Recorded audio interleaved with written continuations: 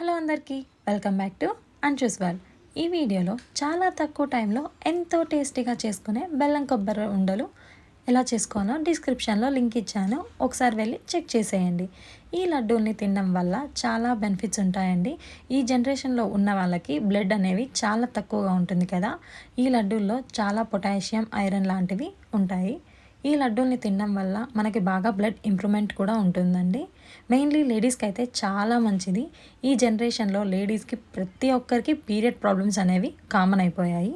అలాంటి వాళ్ళకి డైలీ ఈ లడ్డు ఒకటి తింటే చాలా మంచిదండి. బ్లడ్ బాగా ఇంప్రూవ్మెంట్ అవుతుంది.